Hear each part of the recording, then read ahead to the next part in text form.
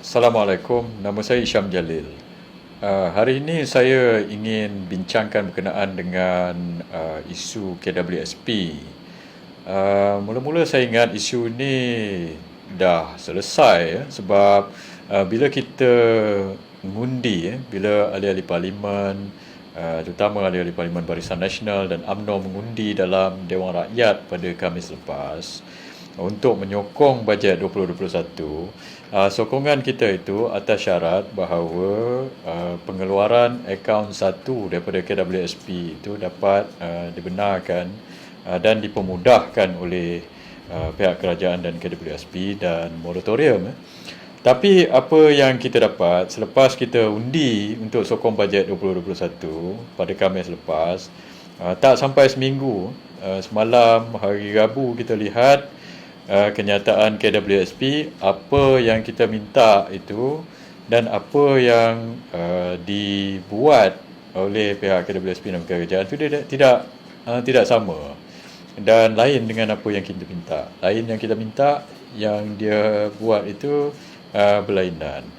Kalau dalam bahasa orang sekarang kata barang order lain, barang sampainya lain. So sebab itu saya lihat rata-rata rakyat dan juga rata-rata orang UMNO dan Barisan Nasional tidak berpuas hati dengan hal ini. Saya dapat banyak soalan ya daripada orang yang hantar private message kepada saya melalui FB dan WhatsApp dan sebagainya, tanya kepada saya soalan-soalan. Ini ada satu daripada Cik Yasmin. Dia tanya satu, adakah UMNO berpuas hati dengan syarat bagi pencarum air sinar? Jawapan saya categorically, saya di dalam UMNO dan juga rata-rata saya lihat akaun undi tidak berpuas hati, sebab apa yang kita minta dengan apa yang kita dapat ini berlainan, dan ini bukanlah apa yang kita bincangkan dengan pihak kerajaan dan apa yang kita bincangkan dalam parlimen itu kan, dan apa yang dijanjikan itu. So kita tidak berpuas hati. Pada kita seolah-olah ini mereka short change kita pula. Kalau tengok komen-komen rakyat dalam FB Menteri Kewangan dan dalam FB Perdana Menteri Tan Sri Muhyiddin sendiri, kita dapat lihat banyak kecaman dan banyak desakan ataupun banyak kritikan daripada rakyat, dan kecaman kritikan dan apa yang dilihat dalam komen-komen ini daripada rakyat ini bukannya tidak berasas. Ini adalah asas. Ini bukan daripada cyber trooper atau daripada fake account. Ini rakyat betul yang komen itu, dan ini datangnya daripada kekecewaan mereka tentang apa yang dibuat oleh KWSP dan oleh pihak kerajaan dan pihak kewangan sendiri, terutama dalam syarat-syarat yang dikenakan oleh KWSP untuk rakyat mengeluarkan duit mereka. Saya lihat kenyataan yang dibagi oleh KWSP itu semalam, pertama dalam kategori 2 itu, dan ditetapkan di situ untuk keluarkan untuk orang yang hilang pendapatan. Pertama, diletakkan syarat 30% hilang, pendapatannya hilang. Nombor 2, kena buktikan pula kita hilang 30%. Maka orang duk beratur di pejabat-pejabat KWSP ini beratur panjang. Bila dah sampai di kaunter, dia beratur tak layak pula. Maka ramai orang yang pergi minta untuk mengeluarkan KWSP ini tidak layak kerana syarat kategori kedua ini. Ini menyusahkan rakyat untuk mengeluarkan. Ini bukannya yang kita minta. Kita minta supaya kerajaan dan KWSP memudahkan untuk rakyat mengeluarkan akaun simpanan mereka ini pada masa terdesak ini, bukan mengenakan pelbagai syarat untuk rakyat supaya lebih sukar untuk mereka untuk mengeluarkan wang mereka dalam keadaan sekarang. Itu yang banyak rakyat tidak berpuas hati. Dan kalau kita lihat dia letak 30%. Persoalannya, saya pun ingin tanya, nombor 1, siapa yang letak? 30% pengurangan ini, dan apa asas KWSP dan kerajaan untuk kata, oh, kalau orang tu hilang pendapatan 30%, barulah kononnya ini bukti yang mereka ini terdesak. So kenapa tidak 25%? Kenapa tidak 29%? Kenapa tidak 40%, 50%? So apa yang mereka letak 30% ni, apa asasnya? Dan bagaimana mereka tentukan hal ini? Katakan orang itu, kalau dia gaji besar, 10,000, 20,000, kalau hilang 30% pendapatan, maka dia boleh kata kurang daripada 20,000, dia 14,000 lagi gaji dia, tak apalah, ada 14,000 lagi. Boleh lagi dia tanggung, boleh makan minum. Tapi bayangkan orang rakyat-rakyat biasa, yang rakyat marahan, katakan bergaji minimum 1,000 lebih. Kalau katakan gaji dia 1,000 atau 2,000, kurang 25% gaji dia, 250. Kalau gaji 2,000, 500 itu bagi rakyat biasa banyak, itu kehilangan pendapatan. Tapi bila pergi ke KWSP, oleh kerana kategori syarat kedua ini, mereka tidak layak. So kenapa pihak KWSP dan pihak kerajaan buat syarat ini? Dan bila dibentangkan dalam Menteri Kewangan, dalam Parlimen minggu lepas, tidak pula dinyatakan syarat-syarat ini. Bila mereka bentang untuk dapatkan undi daripada ahli-ahli Parlimen untuk menyokong bajet, tak ada pula kata kategori ini 30% hilang pendapatan dan sebagainya. Tapi hari Rabu lepas dapat undi pula, dia letak 30% dan sebagainya. Dan masa Khamis lepas, Menteri Kewangan kata ini akan menyebabkan pengeluaran sebanyak 70 bilion. So dia dah kata 70 bilion. Kalau semua pun orang pencarun aktif dalam KWSP itu keluarkan 10,000, maka baru 70 bilion ini keluar. Dan 70 bilion ini akan digunakan oleh orang ramai ini. Saya tak rasa mereka nak ambil duit KWSP dan simpan dekat rumah. Mereka nak keluarkan sebab mereka perlu pakai masa zaman terdesak ini. So ini duit ini akan pergi dalam kitaran ekonomi dan merancakkan ekonomi balik.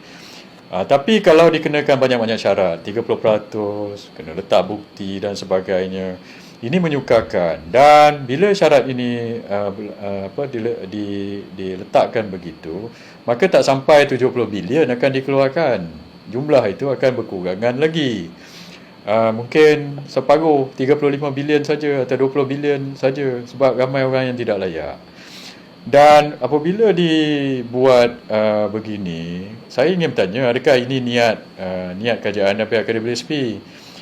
Dan apa yang dibentang dalam Parlimen itu hanya retorik semata-mata, iaitu untuk mendapat undi, lepas tu di peringkat pelaksanaan di KWSP dikenakan macam-macam syarat supaya yang dijanji 70 bilion itu, tapi yang sebenarnya keluar cuma kurang daripada itu sebab syarat yang dikenakan ini tidak melayakkan ramai orang untuk mengeluarkan ini. So KWSP boleh simpan duit ini dan pakai untuk pelaburan mereka sendiri. Adakah ini tujuan mereka? Kalau ini tujuan mereka, nampak sangat mereka ini ingin mempermain-mainkan rakyat. Dan apabila mereka buat begini, sudah berjanji dalam Parlimen, tetapi tak kurang daripada seminggu daripada itu buat syarat-syarat begini, dan rakyat pun menjadi kecewa dan marahlah, ya. Dan ini seolah-olah macam buat kerja sama ada melepaskan batu di tangga ataupun memain-main dengan kita, ya.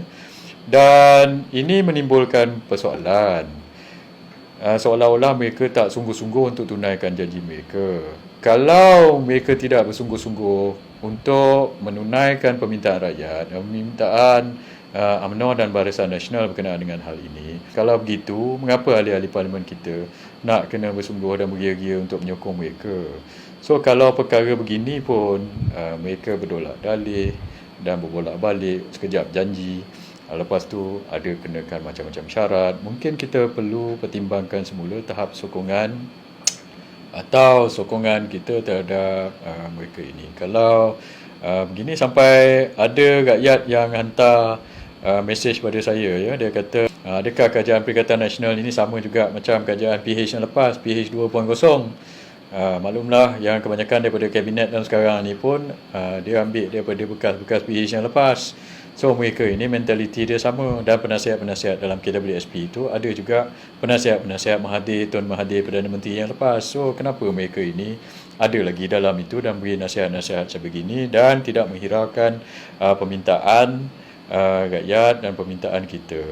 Dan satu lagi saya ingin kata, ini adalah tanda bahawa pembuat-pembuat dasar ini tidak sensitif dengan kesusahan rakyat, seperti mereka ini tidak in touch dengan lost touch dengan apa yang dihadapi oleh rakyat kini. Saya fahamlah kalau KWSP itu CEO dia ke apa ke yang buat menteri ke dan Perdana Menteri sendiri gaji berpuluh-puluh ribu, mungkin tak faham orang-orang biasa di bawah, orang-orang yang bawa motor, dispatch dan sebagainya, kerja-kerja biasa ini kan, apa kesusahan mereka kalau mereka hilang pendapatan ini, mungkin mereka tidak pernah merasa. Tapi kalau pembuat dasar tidak in touch dengan kesusahan rakyat, inilah yang berlaku, mereka tidak faham. Dan perlu ditekankan, ini bukannya duit kerajaan, bukannya duit KWSP, ini duit rakyat. Kita faham Perdana Menteri kata yang ini adalah untuk simpanan hari tua. Kenapa? Kerana semangat KWSP itu dulu kita wujudkan sebab bila hari tua orang dah pencen, tidak kerja dan hilang pendapatan dan kemungkinan akan terdesak untuk pakai wang.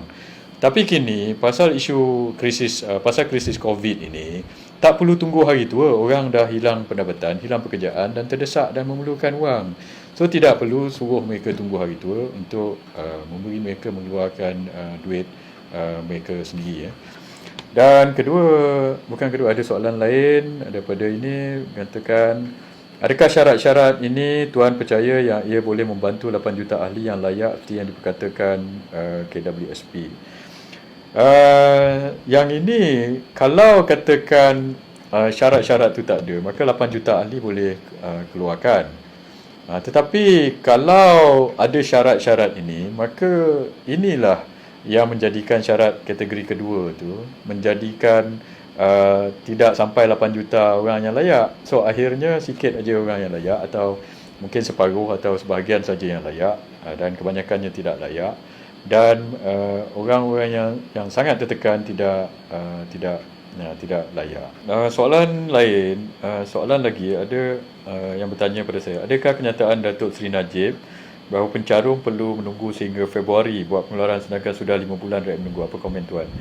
Saya setuju dengan komen dengan kenyataan Datuk Seri Najib ini, sebab kalau kita lihat dalam kenyataan KWSP itu dikatakan ada satu kategori 2 ini, mereka boleh mula memohon hanya bulan depan, 11 Januari. 11 Januari, maksudnya sebulan lebih daripada sekarang. So orang ni hilang pendapatan, dah lah ada syarat 30%, lepas tu kena tunggu lagi pula tu, kena buat bagi bukti dan bagai-bagai sebagainya. Lepas tu kena pula tunggu sampai 11 Januari. So untuk memohon, bila tunggu 11 Januari pula, untuk dia dapat bila bulan berapa? Bulan Februari.